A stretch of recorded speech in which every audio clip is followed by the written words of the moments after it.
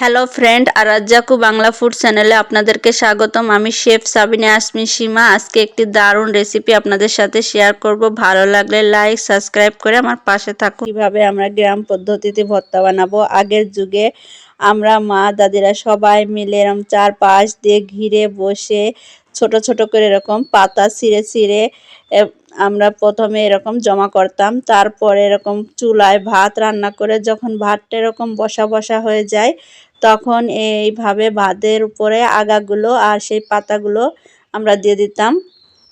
ধুয়ে পরিষ্কার করে এই পাতাগুলো আমরা ভাতের উপরে এরকম সুন্দর করে বসিয়ে দিতাম।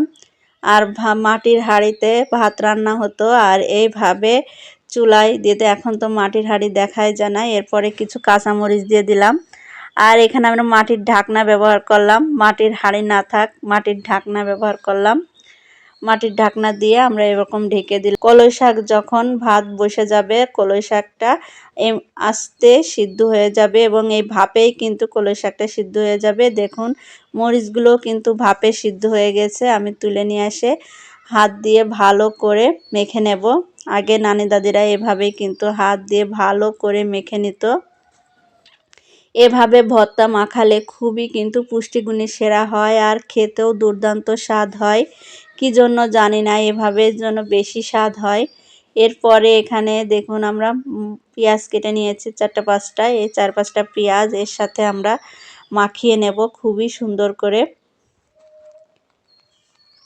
আর কলই শাকে প্রচুর পরিমাণে পুষ্টি, আর কলই শাক আমাদের শরীরের জন্য খুবই উপকারী।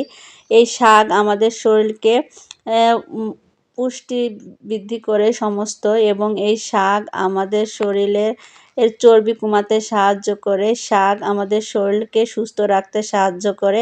আর এরকম হালকা ভাপে দিয়ে যখন আমরা শাকটা খাবো, তখন কিন্তু শাকের পুষ্টিগুণও সুন্দরভাবে আমরা পেয়ে যাব।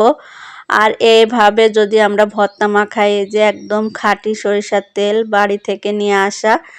এবার দেখুন ঝালটা মাখিয়েছি, তাতেই দেখুন কত সুন্দর টেস্ট আর কত সুন্দর কালার এসেছে, আর দেখেই লোভনীয় টেস্ট লাগতেছে। এর সাথে আমরা এবার শাকটা উঠিয়ে নেব।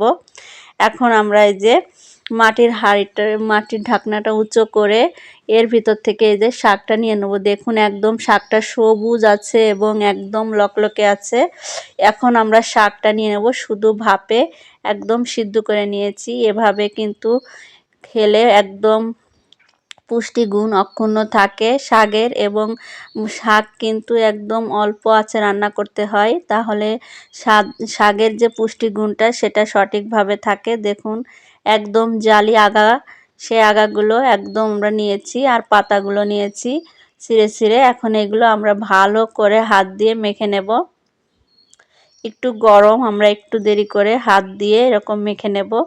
আর এভাবে একবার যদি আপনারা বাসায় তৈরি করেন, খুবই টেস্ট আর মজা খেতে, আর খুবই স্বাদ। আপনারা যদি মনে করেন তাহলে এরকম ভালো করে মাখিয়ে এই যে এর সাথে যে গাছড়াগুলো থাকে সেগুলো ঝেড়ে ফেলে দিতে পারেন।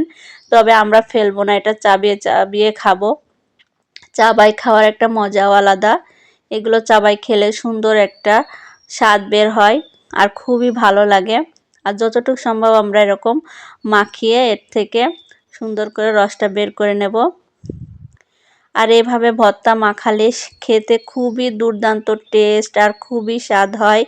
আর সেই পুরনো দিনের কথা মনে পড়ে আর খুবই ভালো লাগে।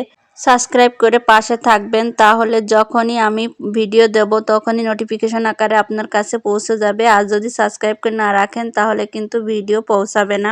এখন তো আমরা কতভাবে ভর্তা তৈরি করি, দেখুন কত সুন্দর লোভনীয় টেস্ট হয়েছে। আমরা টাকি মাছ দিই, এছাড়া আমরা পাটায় বেটে মিহিম করে ভর্তা মাখাই, কিন্তু আগে কিন্তু এভাবেই ভর্তা মাখাতো। এভাবে আপনারা একবার ভর্তা মাখিয়ে খেয়ে দেখুন, এর স্বাদ ভুলতে পারবেন না, মুখে লেগে থাকবে এবং পুষ্টিগুণে সেরা হবে। ভালো থাকুন, সুস্থ থাকুন, আল্লাহ হাফেজ।